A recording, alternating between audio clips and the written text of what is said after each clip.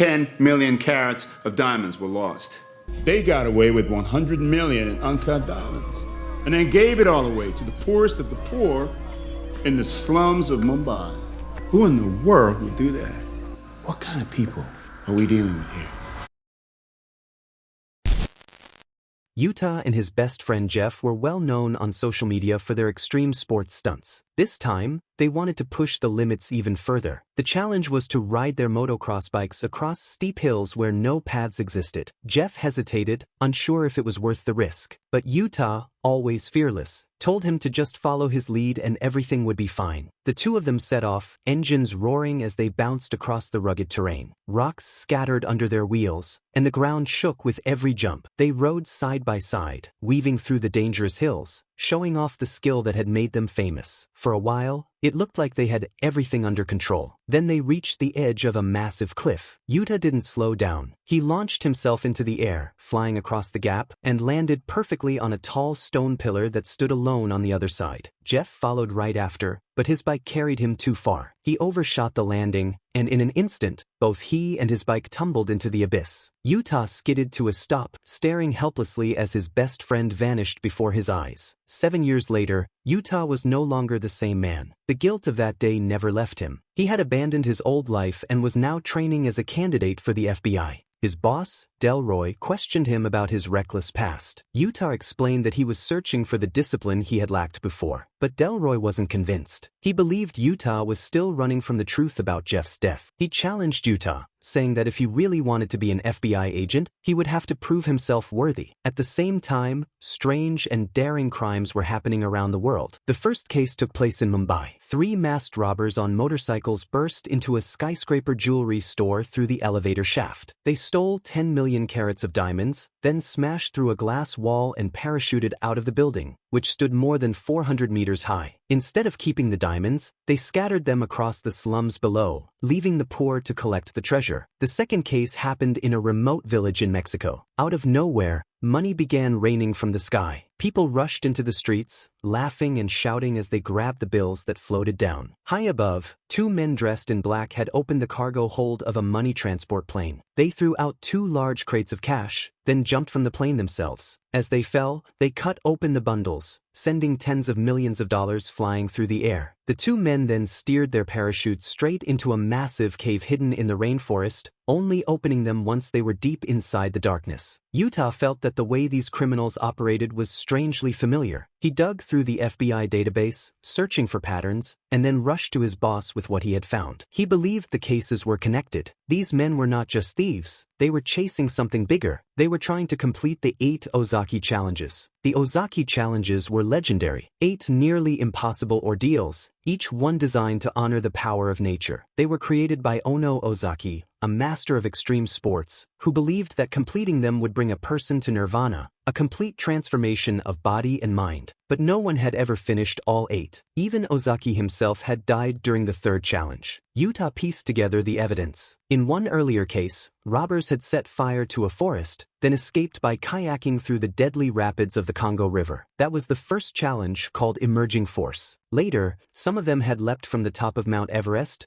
parachuting down from the highest point on Earth. That was the second challenge, Birth of Sky. After that, they had hurled themselves into a cliffside cave, only opening their parachutes at the last possible moment. That was the third challenge, Awakening Earth. It all made sense now. They had already completed the first 3 ordeals. Their next target would be the 4th challenge, Life of Water. Utah checked the meteorological data and discovered that the west coast of France was about to experience a rare giant wave phenomenon. He was certain the criminals would be there. The Bureau sent him to France to track them down. At the Paris port, Utah met Agent Pappas, a seasoned veteran assigned to guide him. Pappas piloted a high-speed boat and took him straight to the coastline where the massive waves were expected to rise. By the time they arrived, crowds of surfers had already gathered, waiting for the chance to ride the monster swells. Utah watched as a woman carved across the face of a towering wave, skillfully escaping its crushing pull. The sight filled him with excitement. He wanted to try it himself, even though he had never faced waves of this size. Just then, another surfer paddled out, ready to take on the challenge. Instead of backing off, he charged into the same wave. Both riders dropped in together, swallowed by the roaring wall of water. The surfer ahead managed to break free, but Utah was too late. The wave slammed him down hard, dragging him under. He lost consciousness as he sank deeper into the sea. And then, through the blur of water and darkness, someone swam toward him. Someone was pulling him back to the surface. Utah came to on the deck of a yacht.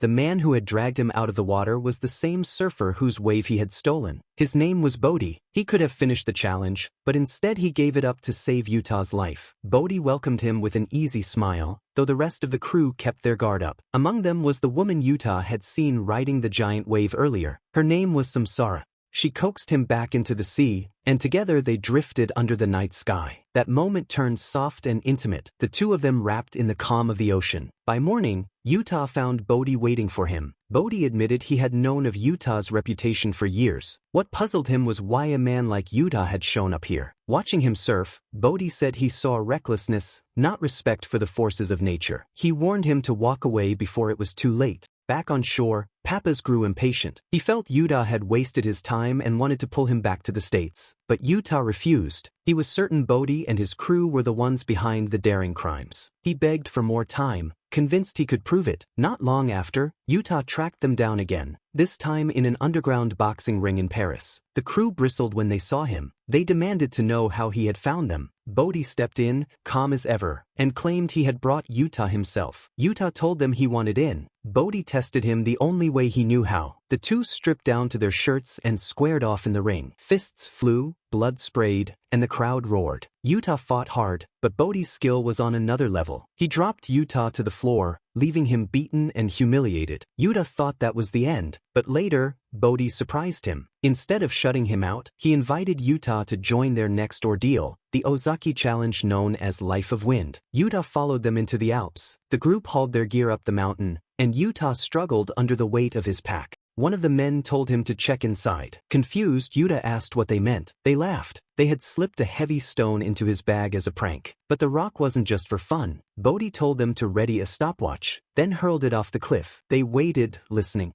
6 seconds later, the sound of impact echoed back. From that, they judged the drop to be about 180 meters. That night, the group gathered around a fire they built with old survival tricks. Flames flickered against the dark as Bodhi spoke to Utah. He said they weren't chasing the Ozaki challenges for some mystical idea of nirvana. Their purpose was simpler, but greater, to reveal the beauty of the earth, to give something back to the planet instead of taking from it. To walk that path, he explained, a person had to let go of pride and follow the heart. If Utah chose to walk with them, Bodhi said, the sunrise would give him the answer. At dawn, 4 of them suited up in wingsuits, ready for the ordeal called Life of Wind. They stood at the edge, side by side, and leapt into the valley. A wingsuit wasn't like a glider. It demanded instinct. The flyer had to feel the air, move with it, and trust it completely. Without that, the wind would turn into a death trap. The 4 streaked through the cliffs, weaving with the currents, then opened their parachutes one after another. They touched down safely on a wide meadow, cheering and embracing. In that moment, Utah was no longer an outsider. He had earned his place among them. Not long after, they set out for the next ordeal, Life of Ice. Bodhi chose a mountain in Italy, a peak with no marked trails, nothing but raw snow and jagged rock. The plan was to ski from the summit all the way down. When the group saw the slope, their stomachs tightened. It looked like a grinder made of ice and stone. Utah went first, the newest member, but the boldest that day. He launched himself down the cliff. The others hesitated, then followed. They raced through narrow cuts and sharp drops, knowing one wrong move meant being shattered on the rocks. Then disaster struck. Gromit veered off course, lost control, and flipped violently. His body spun out of sight, swallowed by the abyss. The rest reached the bottom, only to realize he was gone. Utah panicked. He wanted to climb back, to search, blaming himself for leading the way. But Bodhi stopped him. Gromit had chosen his own line, he said. His death wasn't Utah's fault.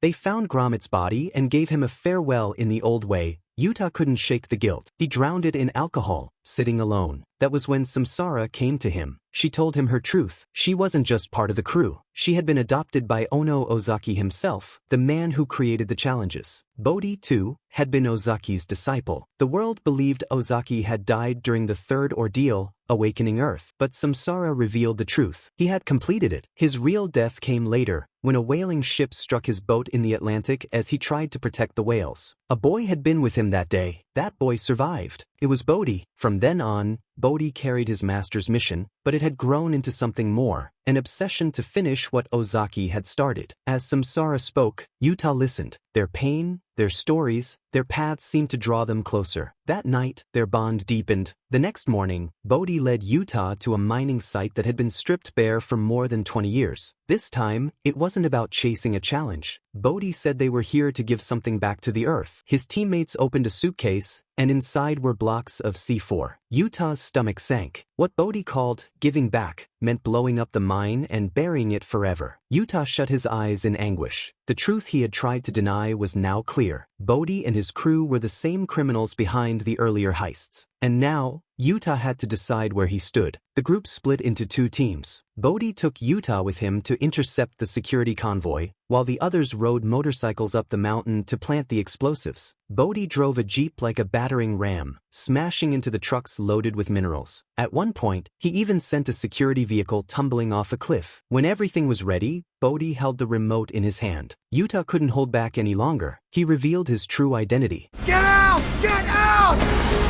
Bodhi, freeze, FBI! I can't let you do it, brother. But Bodhi pressed the button anyway. The mountainside erupted, rocks crashing down in a thunderous wave. Bodhi jumped onto a motorcycle and tore down the slope. Utah grabbed another bike and chased him. The two of them weaved through falling boulders, racing into the forest. In the chaos, Bodhi clipped Utah, sending them both crashing into a river. They dragged themselves up from the water. Utah raised his gun, pointing it straight at Bodhi. The air was thick with tension. Bodhi didn't flinch. He told Utah he had known all along that he was a cop. When Utah demanded to know why they had let him stay, Bodhi's answer was simple. Because I thought I could save you.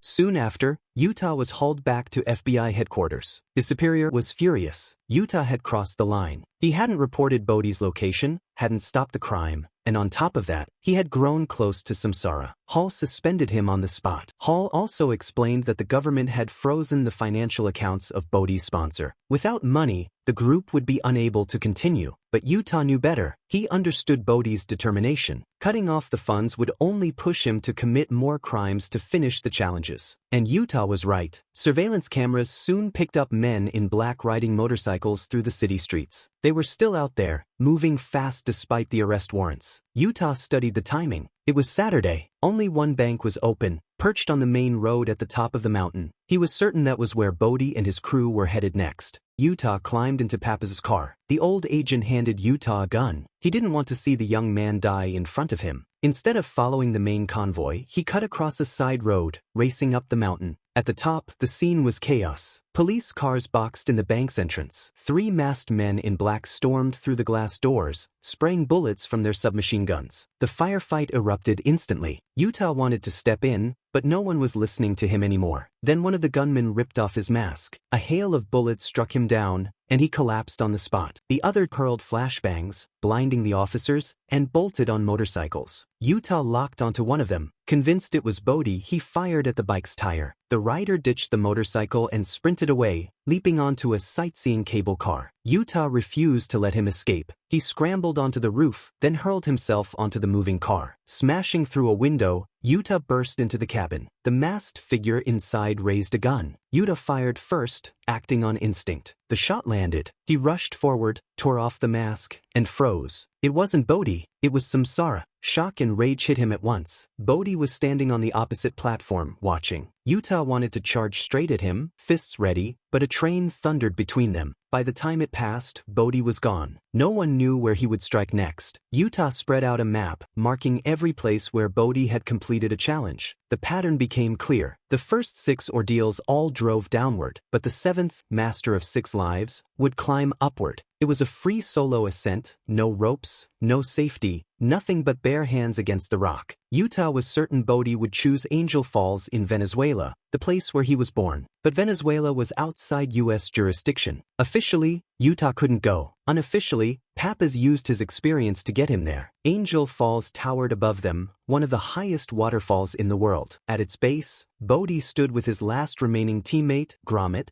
staring up at the impossible climb. The cliff rose straight into the sky, so sheer it looked impossible to climb. Gromit stared up, fear creeping in. He couldn't see a way forward. Bodhi, on the other hand, was drawn to it. To him, the wall of rock was beautiful. Gromit hesitated, but Bodhi said nothing. He simply slipped off his jacket and began the ascent alone. That was when Utah arrived. Gromit, desperate to escape, had no choice but to follow. Utah stood at the base, watching them inch upward. He took a deep breath, strapped on his gear, and started climbing too. The 3 of them clung to the rock face with nothing but their fingers and toes. The cliff was nearly vertical, leaving only the smallest cracks to hold onto.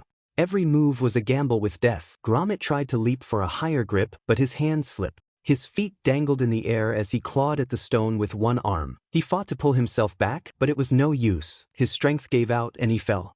Bodhi's last teammate was gone. Bodhi glanced down at Utah, then turned away and kept climbing. Utah dragged himself to the top, his body shaking with exhaustion. Bodhi was already there, standing at the edge of the precipice. Both had reached the summit, but Utah still had a duty to bring him back. Bodhi looked at him calmly. He said it wasn't finished. One challenge remained, the 8th ordeal, act of ultimate trust. With those words, he leaned back and let himself fall into the roaring waterfall. Utah didn't hesitate. He dove after him.